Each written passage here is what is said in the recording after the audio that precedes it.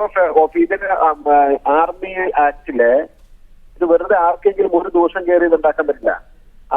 Army ആക്ടിലെ chapter 12 court of enquiries board etcetera അത് പ്രകാരം ഒരു ബോർഡ് ഓഫ് എൻക്വയറീസ് കോൺസ്റ്റിറ്റ്യൂട്ട് ചെയ്താണ് ഇത് എൻക്വയറി സ്റ്റാർട്ട് ചെയ്യാൻ പറ്റുള്ളൂ. ശ്രീ മാത്യു കുളനാടൻ, താങ്കൾ പറയുന്നത് ശരിയാണ്. ബോർഡ് ഓഫ് ഓഫീസേഴ്സ് തന്നെയാണ് എൻക്വയറി തുടങ്ങിയിരിക്കുന്നത്. ആ അന്വേഷണ റിപ്പോർട്ട് സമർപ്പിക്കപ്പെട്ടത് 2013 മാർച്ചിലാണ്. അതിനുശേഷം താങ്കൾ തന്നെ സൂചിപ്പിച്ചതുപോലെ ഇതിന്റെ ഗൗരവ സ്വഭാവം കണക്കിലെടുത്ത് നടപടികൾ സ്വീകരിക്കാൻ സർക്കാർ തയ്യാറായില്ല. അതാണ് ആക്ഷേപത്തിന് കാരണമാകുന്നത്. അതെ, ഞാൻ ചോദിക്കുന്നത് ഇപ്പൊ എന്ത് നടപടി സ്വീകരിച്ചെന്ന് പറയണേ? ഇത് ഈ റിപ്പോർട്ട് കിട്ടിക്കഴിഞ്ഞാൽ ആ നടപടി സ്വീകരിക്കുന്നതിന് അതിൻ്റെതായ നടപടിക്രമങ്ങളുണ്ട്. ഇപ്പോഴും ഇപ്പൊ ഈ ചർച്ചയിൽ പങ്കെടുക്കുന്ന ആർക്കെങ്കിലും പറയാൻ സാധിക്കുമോ ഈ റിപ്പോർട്ടിന്മേൽ സർക്കാർ എന്ന നടപടി കെയർഫുള്ളി എക്സാമിനിങ് എന്ന വാക്കിനപ്പുറത്തേക്ക് ഒരു വാക്ക് ഒഫീഷ്യൽ സ്റ്റേറ്റ്മെന്റ് ഇല്ല. അതല്ല, അത് ഇന്ന് തുടങ്ങിയതല്ല. ഇത് ആർമിയെ സംബന്ധിച്ച് നമ്മൾക്കറിയാം, ഇതിനു മുമ്പും ഷക്ന മറ്റേ ലാൻഡ് സ്റ്റാമ്പുമായി ബന്ധപ്പെട്ട് ഉണ്ടായിരുന്നത് ഇതും ഇതുപോലെ തന്നെ പ്രൊസീജിയർ എടുത്താണ്. It will take time. അത് എക്സാമിൻ ചെയ്തതിനു ശേഷം അതിന്റെ കണ്ടക്ട് പരിശോധിച്ച് അന്വേഷണമോ എന്തെങ്കിലും കാര്യങ്ങളോ ആവശ്യമാണെങ്കിൽ സർക്കാർ അതുമായി മുന്നോട്ട് പോകും. അത് ഇത് മോഡിയൊക്കെ ആയിട്ട് കൂട്ടിക്കൊഴിക്കുന്നത് വളരെ ദയനീയമല്ലേ? ഇത് പൊളിറ്റിസൈസ് ചെയ്യേണ്ടത് VK സിംഗിന്റെ ആവശ്യമാണ്. കാരണം എന്താ, അദ്ദേഹത്തിനെതിരെ അദ്ദേഹം ഇരുന്ന ഒരു പോസ്റ്റിൽ ഇരുന്ന ഒരു അലിഗേഷൻ വരുമ്പോ എനിക്കെതിരെ അന്വേഷണം നടക്കുന്നത് ഞാൻ മോഡിയോടൊപ്പം വേദി പങ്കിട്ടുകൊണ്ടാണ്. ആരാണ് ഇത് പൊളിറ്റിസൈസ് ചെയ്തത്? പൊളിറ്റിസൈസ് ചെയ്യുന്ന ഡിഫൻസിന് വേണ്ടിയാണ്. ഇത് അങ്ങനെ പൊളിറ്റിസൈസ് ചെയ്ത് പിടിച്ച് ഇതിന് BJP പോലെ ഉത്തരവാദിത്തപ്പെട്ട ഒരു രാഷ്ട്രീയ പാർട്ടി ഇത് ഈ ഗവൺമെന്റിനെ അറ്റാക്ക് ചെയ്യാനുള്ള ഒരു പടിയാക്കി മാറ്റുന്ന വളരെ ദയനീയമായ കാഴ്ചയാണ്. ശ്രീ മാത്യു കുളനാടൻ, ഇതിനോടൊപ്പം ആരോപിക്കപ്പെടുന്ന മറ്റൊരു കാര്യം, പ്രതിരോധ മന്ത്രി AK ആന്റണി ചുമതലയിൽ ഇരിക്കെയാണ് ജനറൽ VK സിംഗ് ഒരു പ്രത്യേക വിഭാഗം രൂപീകരിച്ച് ഇത്തരം പ്രവർത്തനങ്ങൾ നടത്തിയത്. അതിന്റെ ഉത്തരവാദിത്തം പ്രതിരോധ മന്ത്രിക്കില്ലേ എന്ന ചോദ്യം ഉയരുന്നുണ്ട്. പ്രതിരോധ മന്ത്രി അറിയാതെ എങ്ങനെയാണ് ഒരു സ്പെഷ്യൽ ടീം രൂപീകരിച്ച് ഇത്തരം പ്രവർത്തനങ്ങൾ കരസേനാ മേധാവി മുന്നോട്ട് കൊണ്ടുപോയത്? അതിന്റെ ഉത്തരവാദിത്തം പ്രതിരോധ മന്ത്രി ഏറ്റെടുക്കേണ്ടതല്ലേ എന്ന ചോദ്യവും BJP ഉന്നയിക്കുന്നുണ്ട്. അല്ല, ഇതിന് സ്വാഭാവികമായിട്ടും ഇതിന്റെ ഈ TDS എന്ന് പറഞ്ഞ ഈ രൂപീകരിച്ച ആ ഒരു ഫോഴ്സ് ടെക്നിക്കൽ സപ്പോർട്ടിന് വേണ്ടി എന്ന് പറഞ്ഞ് VK സിംഗിന്റെ നേരിട്ടുള്ള നിയന്ത്രണത്തിന് രൂപം കൊടുത്ത ആ ഒരു ടാസ്ക് ഫോഴ്സ് അതിന്റെ പ്രവർത്തനങ്ങൾ ഏത് രീതിയിലായിരുന്നു, ആ പ്രവർത്തനങ്ങൾ സുതാര്യമല്ലായിരുന്നു എന്ന് ഓൾറെഡി കണ്ടു കഴിഞ്ഞു. അതിന് വേണ്ട സാങ്ഷൻസ് വാങ്ങിയിട്ടുണ്ടോ ഇല്ലയോ എന്നുള്ളത് ഇന്ന് എനിക്കോ നിങ്ങൾക്കോ പറയാൻ കഴിയില്ല. ആ കാരണം മിലിറ്ററിയുടെ അകത്ത് ഇന്റേണൽ ആയിട്ടുള്ള കാര്യമാണ്. നമുക്ക് ആർക്കും ഈ ചർച്ച പങ്കെടുക്കുന്ന ആർക്കും അതിനെ കുറിച്ച് അറിയില്ല. അതിന്റെ പ്രൊസീജിയർ എന്തായിരുന്നു? നമ്മുടെയൊക്കെ ഒരു പരിമിതമായ അറിവിൽ നിന്ന് നമുക്ക് പറയാൻ കഴിയുന്നത്, നോർമലി ഇന്ത്യയുടെ ആർമി ചീഫ് എന്ന് പറഞ്ഞാൽ അല്ലെങ്കിൽ ഒരു സെറിമോണിയൽ പോസ്റ്റ് അലങ്കരിക്കുമ്പോഴാണ്. അദ്ദേഹം യൂഷ്വലി ഡയറക്റ്റ് ഓപ്പറേഷൻസ് ഇൻവോൾവ് ചെയ്യാറില്ല. അദ്ദേഹം മറ്റ് കൺട്രികൾ സഞ്ചരിക്കുക, മറ്റു രാജ്യങ്ങളിലെ ആർമിയും സൈന്യങ്ങളുമായിട്ടുള്ള ഇന്ത്യയുടെ സംവാദങ്ങളും അല്ലെങ്കിൽ അതിലും പങ്കെടുക്കുക, ആശയവിനിമയത്തിനും ടെക്നിക്കൽ സപ്പോർട്ടിനുമുള്ള കാര്യം പറയാം. അങ്ങനെ ഇരിക്കെ ടെക്നിക്കൽ സപ്പോർട്ട് ഡിവിഷൻ TSD എന്ന് പറഞ്ഞ് ഒരു പ്രത്യേക വിഭാഗത്തിന് VK സിംഗ് രൂപം കൊടുത്തു. അദ്ദേഹത്തിന് രൂപം കൊടുക്കാനുള്ള അധികാരമില്ല എന്ന് പറയാൻ കഴിയില്ല. പക്ഷേ സാധാരണഗതിയിലുള്ള പ്രവർത്തനം വ്യത്യസ്തമായ ഒരു കാര്യം, അതിന് ഡിഫൻസ് മിനിസ്റ്ററുടെ അനുമതി വാങ്ങിയോ ഇല്ലയോ എന്ന് എനിക്കോ ഇവിടെ പങ്കെടുക്കുന്ന ആർക്കും അറിയില്ല. താങ്കളിലേക്ക് മടങ്ങി വരാം. ശ്രീ ജോർജ് കുര്യൻ, ഇത് രാഷ്ട്രീയവൽക്കരിക്കേണ്ട ആവശ്യം VK സിംഗിനുണ്ട്, അത് BJPക്കുമുണ്ട് എന്നാണ് കുഴൽനാടന്റെ ആരോപണം. കുഴൽനാടൻ പറഞ്ഞതെന്ന് വളരെ വ്യക്തമായല്ലോ. AK ആന്റണിക്ക് ഉണ്ടായിരിക്കില്ലായിരിക്കാം, ഇത് ആർക്കറിയത്തില്ല. ശശികാന്ത് ശർമ്മ, ഇപ്പോഴത്തെ CAG, അദ്ദേഹം ഡിഫൻസ് സെക്രട്ടറി ആയിരുന്നപ്പോൾ അദ്ദേഹം ഇത് കണ്ടുപിടിച്ചിട്ട് പറഞ്ഞു, ഇത് നിർത്തലാക്കാൻ പറഞ്ഞു. Technical support division. ആന്റണി എവിടെയായിരുന്നു? അതിന് മുമ്പ് ആന്റണി അവിടെ ഇരിക്കുന്നതല്ലേ? കഴിവില്ലാത്തവർ ഡിഫൻസ് മിനിസ്റ്ററായ ഇങ്ങനെയൊക്കെ സംഭവിക്കും. ആന്റണിക്ക് പേടിയായിരുന്നു ഈ ജനന തീയതി മാറ്റുന്ന കാര്യത്തിൽ ഒരു തീരുമാനം എടുക്കാൻ സാധിച്ചില്ല. VK സിംഗിനെ കാണുമ്പോൾ കാലിൻ്റെ മുട്ട് വിറയ്ക്കുമായിരുന്നു ആന്റണിക്ക്. കോടതി പോയില്ലേ? എന്നിട്ട് കോടതിയല്ലേ രക്ഷിച്ചത്. അങ്ങനെ ഒരു പ്രതിരോധ വകുപ്പ് മന്ത്രി അറിഞ്ഞില്ല എന്ന് പറഞ്ഞിട്ട് ഇപ്പം പറയുകയാണ്, ഇപ്പം പിടിക്കണോ അവിടെ പിടിക്കണോ എന്നൊക്കെ പറയുന്നത്.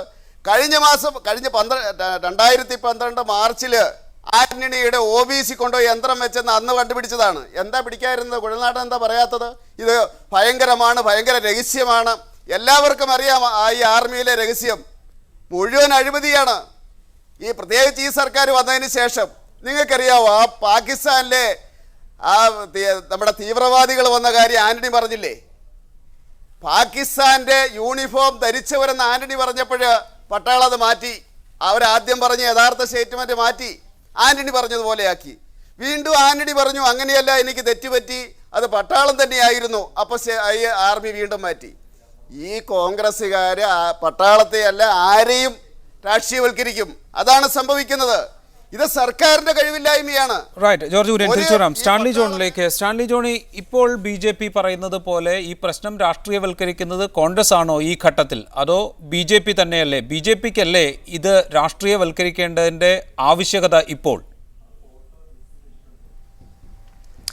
ഇത് ഏറ്റവും അധികം രാഷ്ട്രീയവൽക്കരിക്കേണ്ട ആവശ്യം ഇപ്പോൾ ജനറൽ VK സിംഗിനാണ്. കാരണം VK സിംഗ് മുഖം നഷ്ടപ്പെട്ട് നിൽക്കുകയാണ്.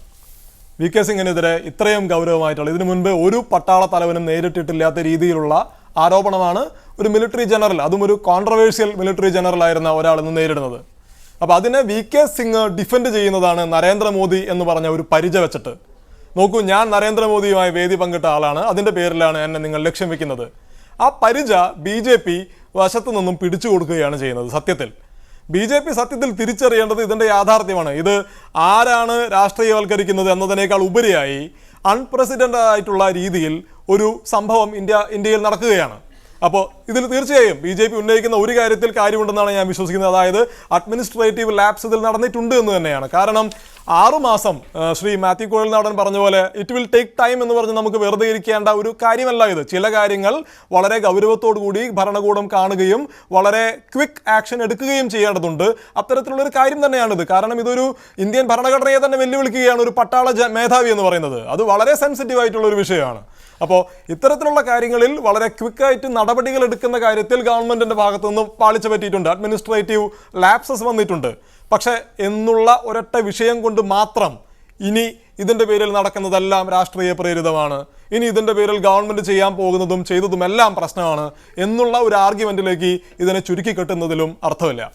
ജോസി ജോസഫ്, താങ്കളുടെ ഇക്കാര്യത്തിലുള്ള നിലപാട് എന്താണ്? BJP ഈ കാര്യത്തെ രാഷ്ട്രീയവൽക്കരിക്കുമ്പോൾ എന്ത് പ്രശ്നമാണ് ഉണ്ടാകാൻ പോകുന്നത്? എങ്ങനെയാണ് ഇതിനെ രാഷ്ട്രീയമായി ഉപയോഗിക്കാൻ BJP കഴിയുക? അതെങ്ങനെയാണ് ഭാവിയെ സ്വാധീനിക്കാനിരിക്കുക?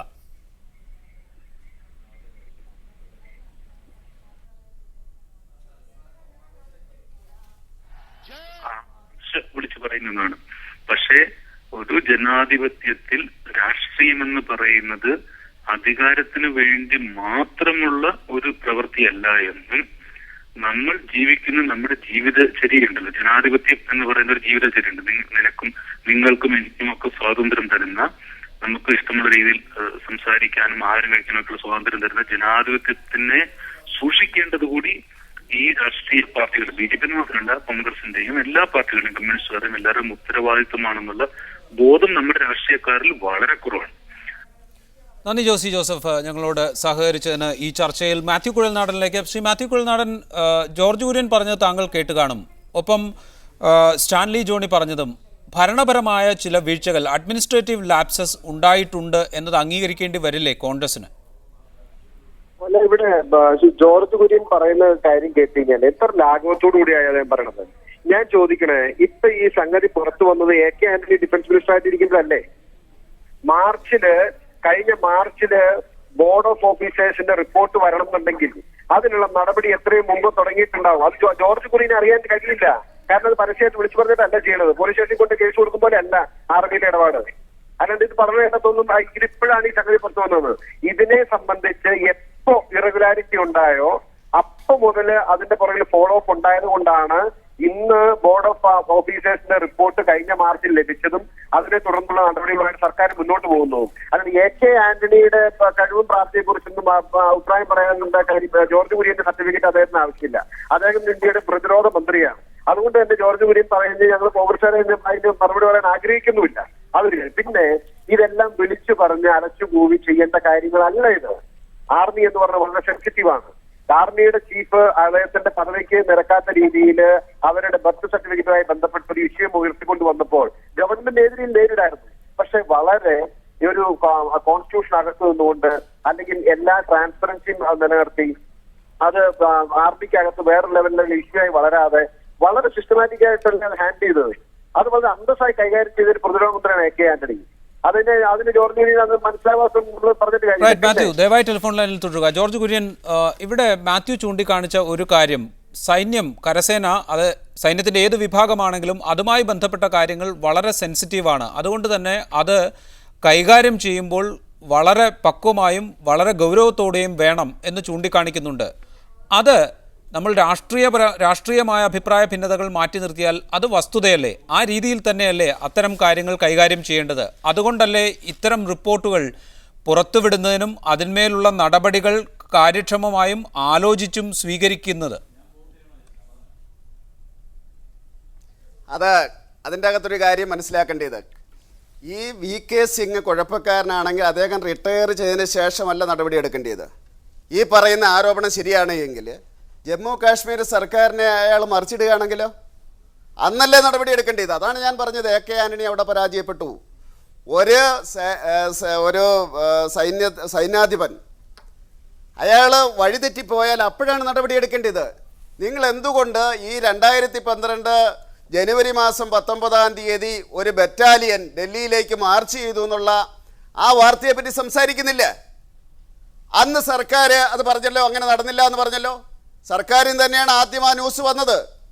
അതുകൊണ്ടാണ് ഞാൻ പറഞ്ഞത്, ഈ ജനറൽ റിട്ടയർ, അതായത് 2012 മെയ് മാസം 31-ാം തീയതിയാണ് ജനറൽ റിട്ടയർ ചെയ്യുന്നത്.